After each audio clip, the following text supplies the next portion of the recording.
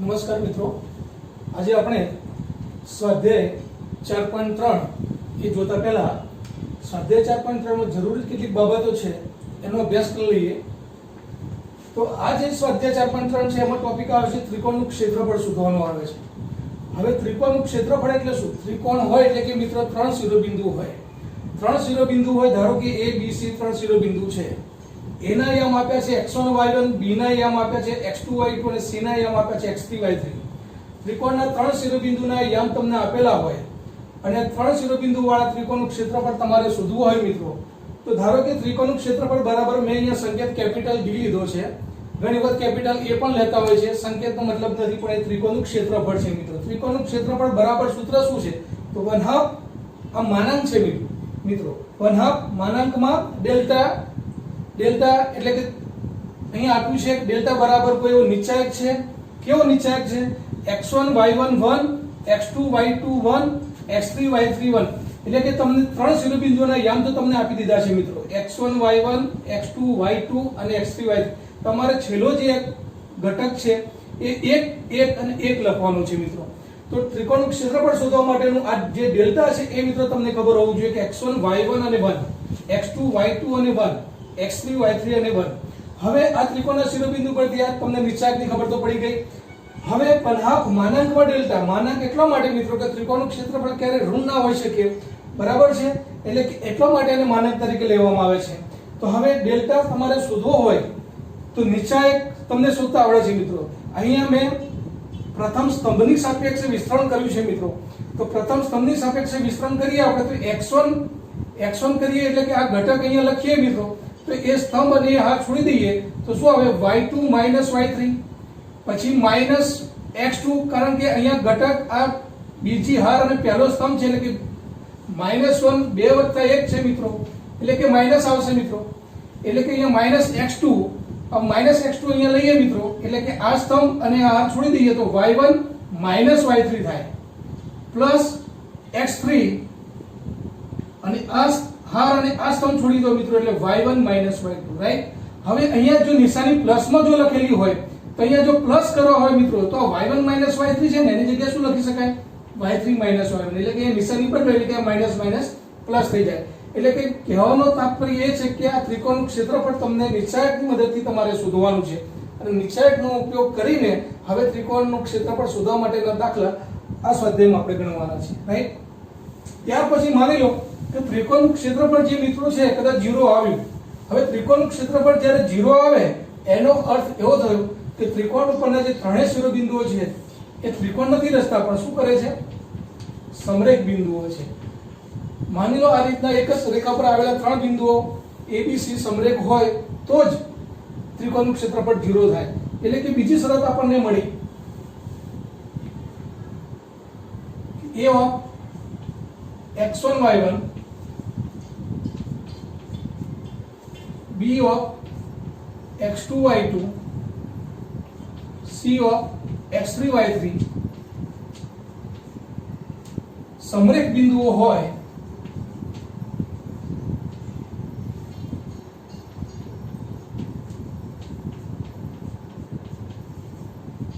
તો શું થશે? ડેલ્ટા બરાબર એટલે કે આ x1 y1 1, x2 y2 1, x3 y3 1 0 આવશે, રાઈટ? તો આ બીજી શરત. સમરેખ બિંદુઓ હોય તો ત્રિકોણનું ક્ષેત્રફળ શું હશે મિત્રો? 0. એટલે કે સમરેખ બિંદુઓ આપેલા હોય તમારે તો આ એ બિંદુ અહીંયા મૂકી દો, એનું ક્ષેત્રફળ એટલે કે નિશ્ચાયકનું મૂલ્ય 0 આવશે. ત્યાર પછી માની લો મિત્રો કોઈ બે બિંદુઓ તમને આપેલા હોય, x1 y1 અને x2 y2 જ આપેલા હોય ને બે બિંદુમાંથી પસાર થતી રેખાનું સમીકરણ, આમ તો રેખાનો અભ્યાસ આપણે ધોરણ 11 માં પણ કરી ચૂક્યા છીએ. રેખાનું સમીકરણ આપણે મેળવતા હતા, બે બિંદુ આપેલા હોય ત્યારે ઢાળની વાત આવતી હતી કે y1 y2 બરાબર m × x1 x2, એ રેખાનો ઉપયોગ કરીને. પરંતુ અહીંયા નિશ્ચાયકની મદદથી આપણે રેખાનું સમીકરણ શોધવું હોય તો મિત્રો એ પણ શોધી શકાય. ધારો કે a of x1 y1, b of x2 y2 માંથી પસાર થતી રેખાનું સમીકરણ, એના માટેનું સૂત્ર છે મિત્રો x1 y xy1 પછી x1y1 1 અને x2y2 1 બરાબર 0. તો અહીંયા બે બિંદુઓ તમને જે આપેલા હોય છે એ બે બિંદુઓના યમ તમે અહીંયા નિશ્ચયકની અંદર મૂકી બરાબર 0, કારણ કે રેખાનું વ્યાપક સ્વરૂપ આપણને ખબર છે મિત્રો, x + by + c બરાબર 0. એટલે રેખાનું સમીકરણ હશે કે જે x સ્વરૂપમાં હશે, xy સ્વરૂપમાં. therefore xy1 x1y1 1 અને x2y2 1. અહીંયા તમને બે જ બિંદુ આપેલા હશે એટલે x1 અને y1 અહીંયા લખવાનું છે મિત્રો અને 1 લખવાનું છે. x2y2 એ અહીંયા લખવાનું છે, બે બિંદુ આપેલા હોય અને પછી અહીંયા 1 લખવાનું છે. આમ નિશ્ચયક બરાબર 0 લેવાથી રેખાનું જે છે એ સમીકરણ તમને મળી જશે. તો આ ત્રણ ટોપિકનો ઉપયોગ કરીને આજે સ્વાધ્યાય 4.2 4.3 આપણે ગણીશું મિત્રો. સ્વાધ્યાય 4.3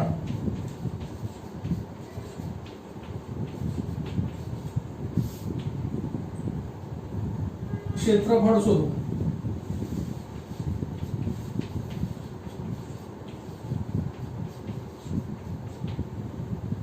ત્રિકોણના 3 શિરોબિંદુઓ તમને આપેલા છે મિત્રો.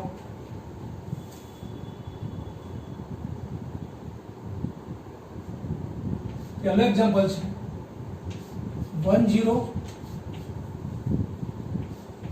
6 0 અને 4 3.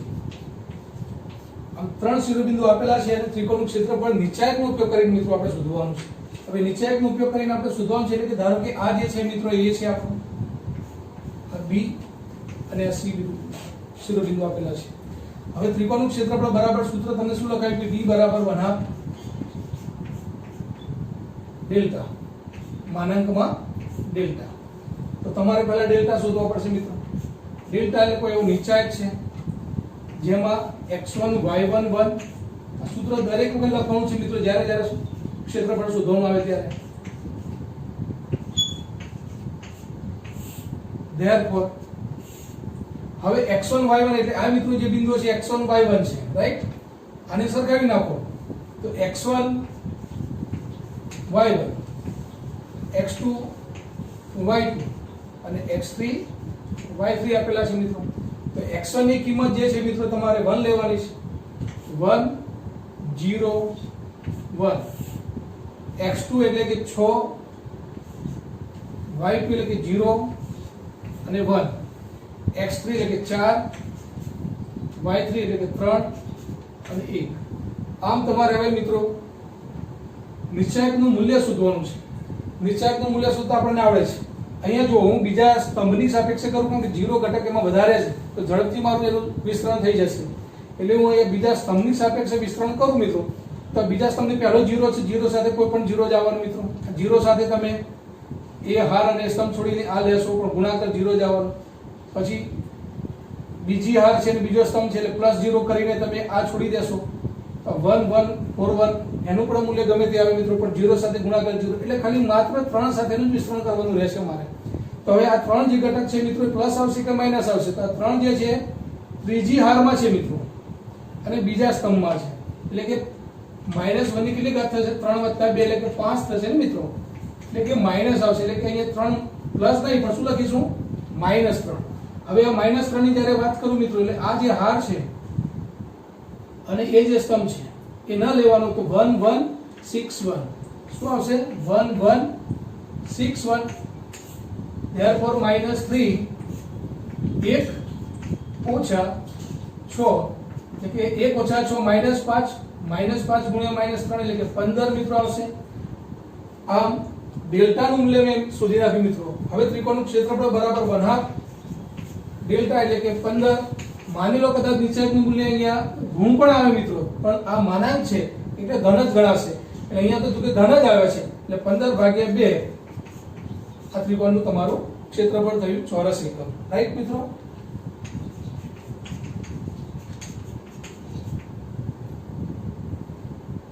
ત્યાર પછી બીજું એક્ઝામ્પલ છે મિત્રો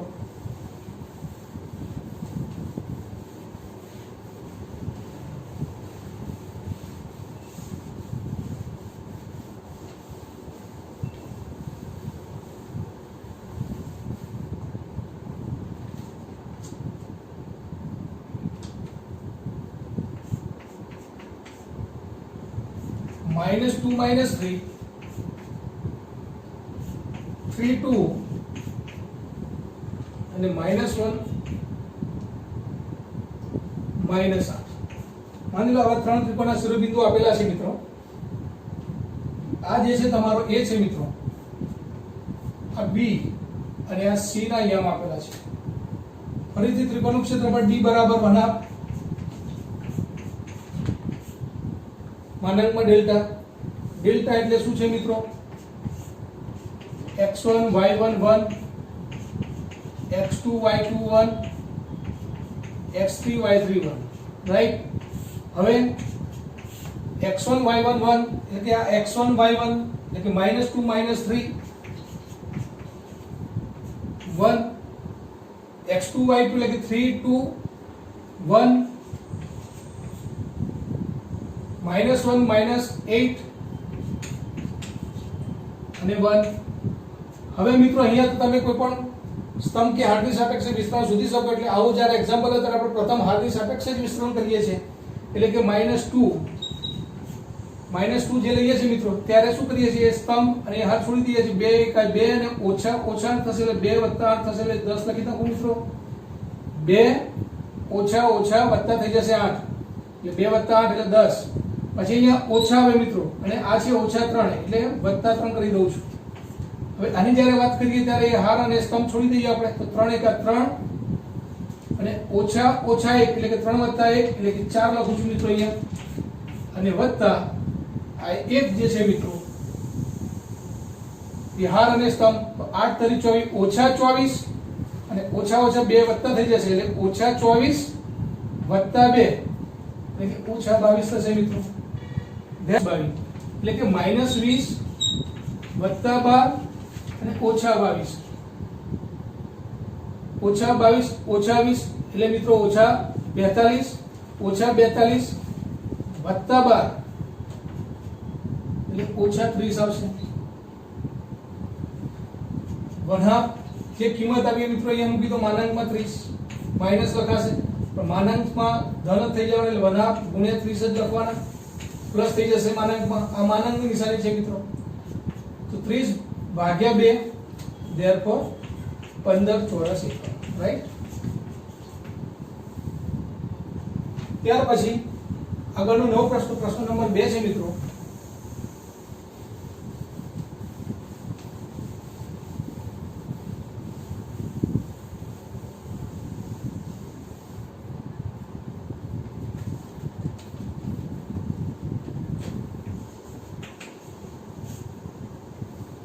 સાબિત કરો કે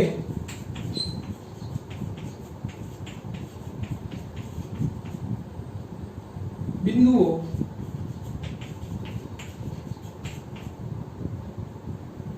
A of A B plus C,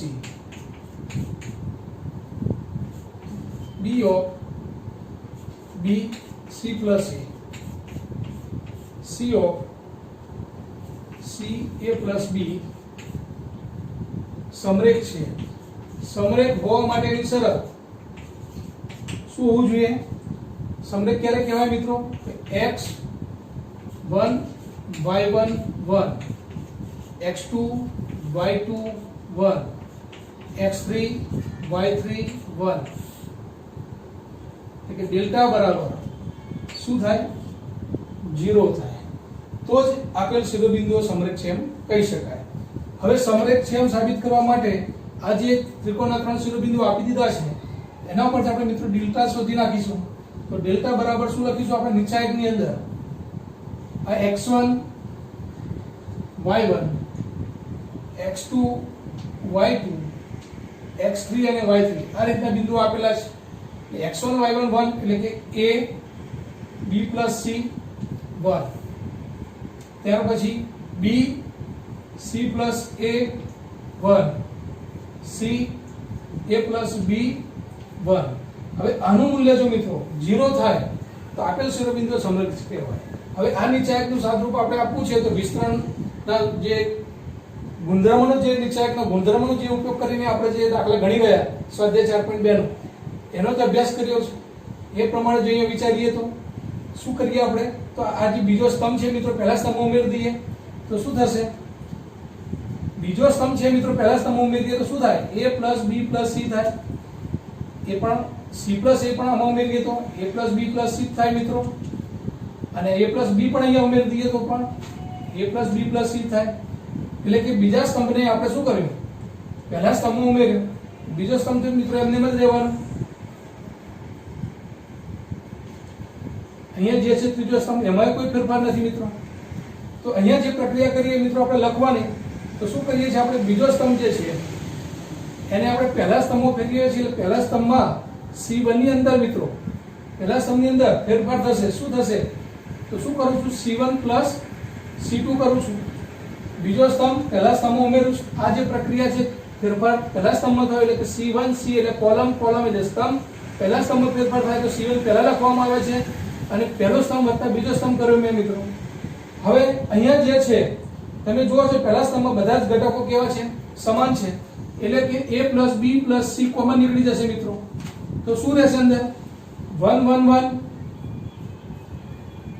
b plus c, c plus a અને a plus b, અને ત્રીજો સ્તંભ પણ મિત્રો 1 1 1 છે.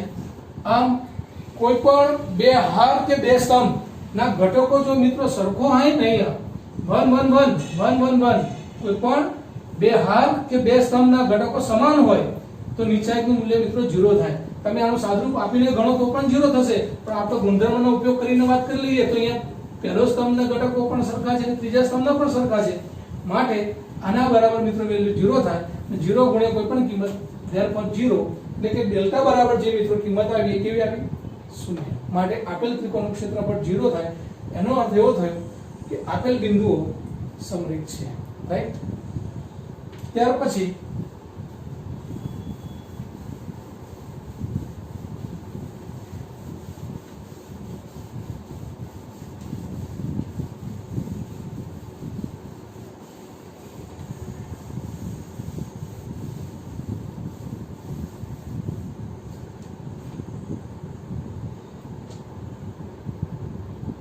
પ્રશ્ન નંબર 3, એમાં પહેલો જે છે મિત્રો K0 40 અને 02 શિરોબિંદુ વાળા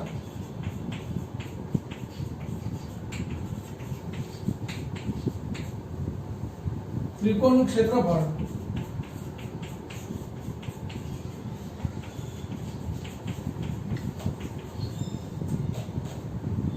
ચાર ચોરસ એકમ હોય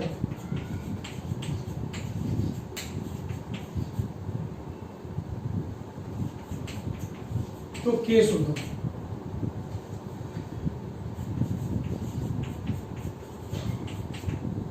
ત્રણે ત્રણ શિરોબિંદુઓ આપેલા હોય ને મિત્રો તો ત્રિકોણનું ક્ષેત્રફળ શોધવાનું કહેવાય. પણ અહીંયા ત્રણે ત્રણ શિરોબિંદુઓમાંથી K જે છે અજ્ઞાત કિંમત છે, જે જાણતા નથી, માટે K શોધવા માટે તમને ક્ષેત્રફળ આપી દીધું. હવે આપણે જે રીતના સૂત્રનો ઉપયોગ કરીએ છીએ એ રીતના જ જવાનું છે. તો ત્રિકોણનું ક્ષેત્રફળની વાત છે તો ત્રિકોણનું ક્ષેત્રફળ બરાબર સૂત્ર યાદ કરો, 1/(માનાંકમાં ડેલ્ટા). હવે ડેલ્ટા જે છે મિત્રો એની કિંમત આપણે શોધવાની છે.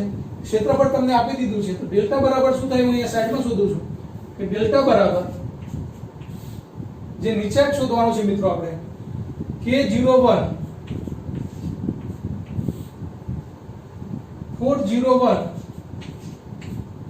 x1 y1 1 x2 y2 1 x3 y3 1. therefore અહીંયા આપણે k શોધવાનો છે મિત્રો. સ્તંભની સાપેક્ષે ગણી નાખીએ આપણે તો k, કાં હારની સાપેક્ષે તમને જે અનુકૂળ આવે તો k સાથે આ જે સ્તંભ અને હાર છોડી દો મિત્રો તો શું આવશે? 1 0 થશે, 0 -2, therefore -2. અહીંયા ઓછા 0 છે મિત્રો, એની સાથે કિંમત જે આવશે એ હાર અને સ્તંભ છોડો 4 ઓછા 0 અને વત્તા 1 મિત્રો 8 ઓછા 0 એટલે કે 8. therefore -2k plus 8 શું આવ્યું મિત્રો -2k + 8. હવે આ જે કિંમત છે મિત્રો અહીંયા મૂકી દઈએ આપણે. ત્રિકોણનું ક્ષેત્રફળ તમને આપી દીધું છે 4, તો 4 બરાબર ભણાવ માનાંકમાં -2k + 8. 2 કોમન નીકળશે મિત્રો, એટલે 4 બરાબર શું લખીએ આપણે માનાંકમાં -k + 4. હવે માનાંક છૂટે એટલે મિત્રો બે કિંમતો શક્ય છે, એટલે કે -k + 4 બરાબર 4 અથવા -k + 4 બરાબર -4. આમ જ્યારે માનાંક છોડો ને ત્યારે બે વેલ્યુ તમારે શોધવાની છે. k ની બે શક્યતાઓ રહેલી છે, એટલે કે -k + 4 બરાબર 4 અને -k + 4 બરાબર -4. therefore -k બરાબર 4 આ બાજુ જશે એટલે 0, એટલે કે k બરાબર એક કિંમત મિત્રો 0 શક્ય છે. આ 4 આ બાજુ જશે તો -k બરાબર -4 -8 થઈ જશે. therefore k બરાબર આયા. એટલે કે k ની કિંમત શોધો તો k 0 હશે કાં તો 8 હશે, એટલે કે 0 0 પણ હોઈ શકે અથવા તો 8 0 પણ અહીંયા બિંદુ હોઈ શકે. આમ મિત્રો ક્ષેત્રફળ આપી દીધું હોય ને આમાં કોઈ અજ્ઞાત શિરોબિંદુ શોધવાનું હોય તો આ જ સૂત્રનો ઉપયોગ કરીને આપણે દાખલો ગણવાનો છે. રાઈટ.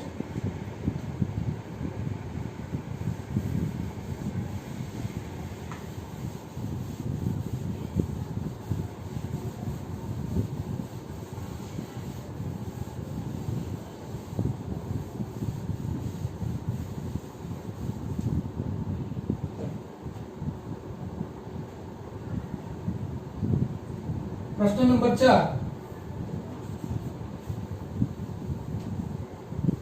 નિશ્ચયકનો ઉપયોગ કરીને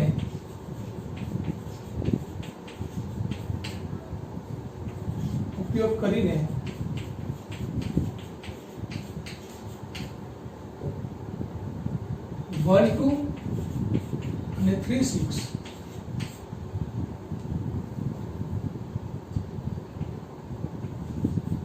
ને જોડતી રેખાનું સમીકરણ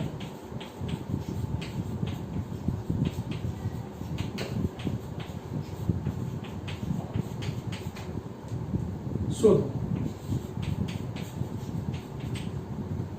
હવે મિત્રો અહીંયા જુઓ, અહીંયા બે શિરોબિંદુઓ તમને આપી દીધા છે.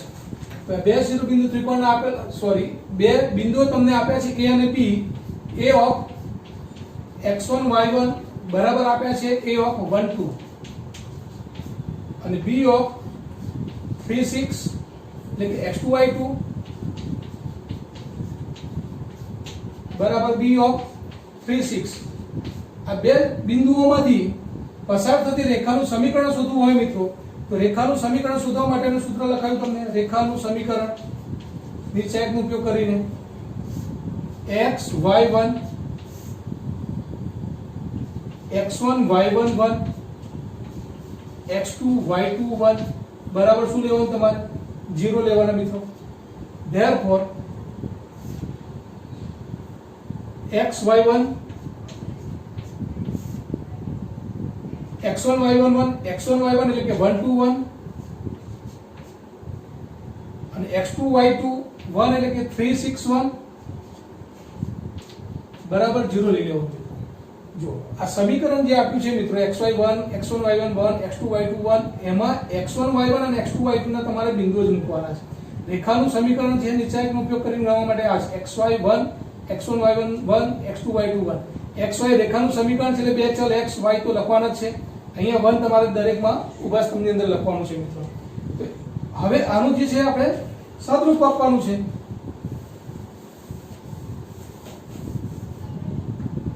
તો પહેલી હાથની સાપેક્ષે કરીએ તો x તો એ સ્તંભ અને હાથ છોડી દો 2 ઓછા 6 2 ઓછા 6 એટલે કે -4 પછી અહીંયા -y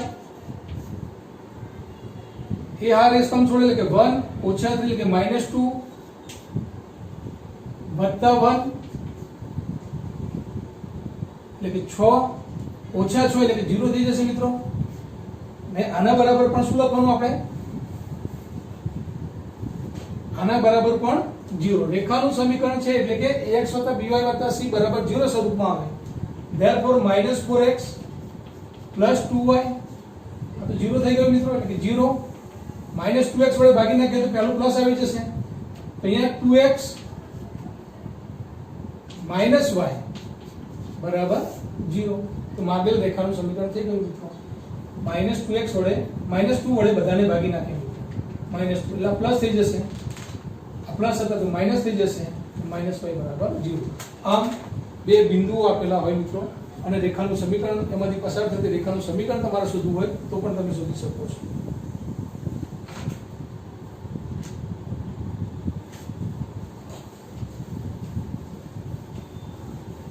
પાંચમો પ્રશ્ન, છેલ્લો પ્રશ્ન છે આ સ્વાધ્યાયનો મિત્રો.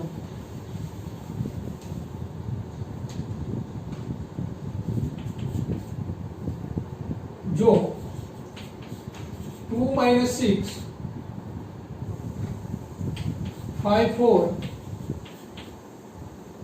અને k4 શિરોબિંદુ વાળા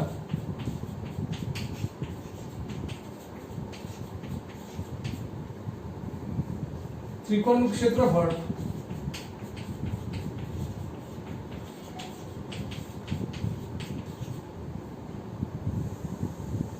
₹35 ચોરસ એકમ હોય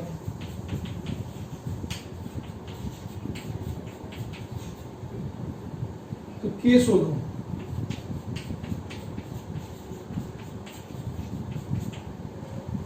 તો અહીંયા મિત્રો જો ત્રિકોણના 3 શિરોબિંદુમાંથી એક અજ્ઞાત બિંદુ આપ્યું છે, તો શું આપી દીધું? તમને ક્ષેત્રફળ આપી દીધું. કંઈક ને કંઈક તમને એક વસ્તુ આપેલી હોય, એક વસ્તુ શોધવાની કીધી હોય. અહીંયા ક્ષેત્રફળ આપી દીધું છે એટલે કે કે શોધવાનું છે. ફરીથી સૂત્રનો ઉપયોગ કરી d બરાબર 1/2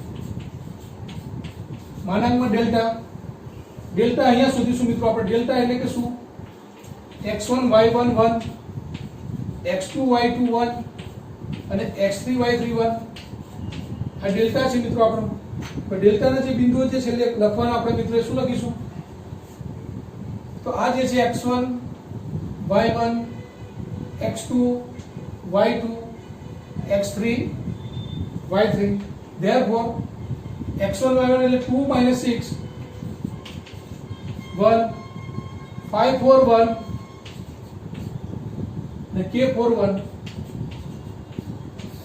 હવે આનું વેલ્યુ આપણે જો શોધીએ મિત્રો,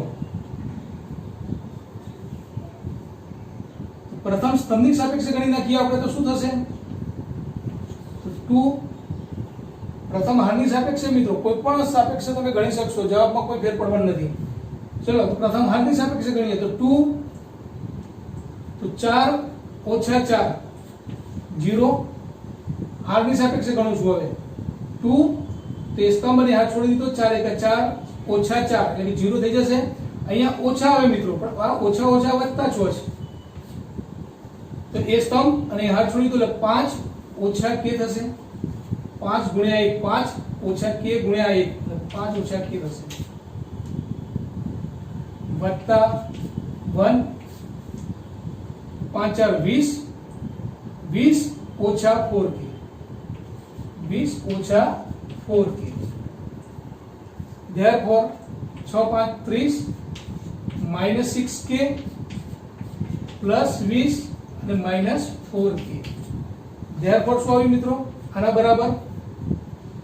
બરાબર 30 + 20 એટલે કે 50 ઓછા 6 - 4 એટલે -10k. આ જવાબ આવે મિત્રો ડેલ્ટા બરાબર. હવે આ કિંમત મિત્રો અહીંયા મૂકી દઈશું આપણે. હવે જો તમને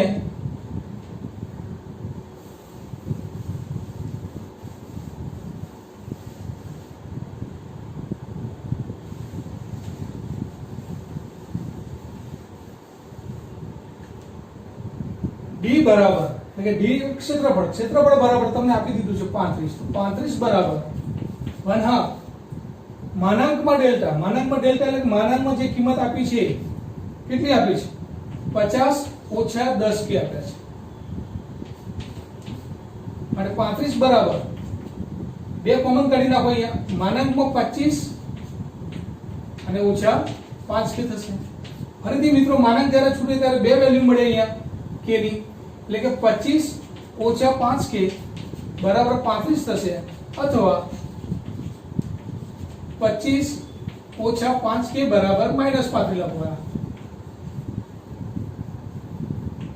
ઓછા 5k 35 માંથી 25 જાય એટલે કે 10 એટલે k બરાબર મિત્રો -2 આવશે અથવા ઓછા 5k 25 મિત્રો આ બાજુ જશે એટલે ઓછા 35 ઓછા 25 એટલે ઓછા 60 થશે માઇનસ માઇનસ બંને બાજુ કેન્સલ k બરાબર 12 આવશે તો આમ મિત્રો k ની બે વેલ્યુ મળે તમને -2 અને 12 તો આ જ રીતના સ્વાધ્યાય 4.3 ના 5 એક્ઝામ્પલ મિત્રો આપણે જોઈ લીધા રાઈટ તો હવે આપણે નવા વિડિયો લેક્ચરની અંદર સ્વાધ્યાય 4.4 ભણીશું ઓકે ધન્યવાદ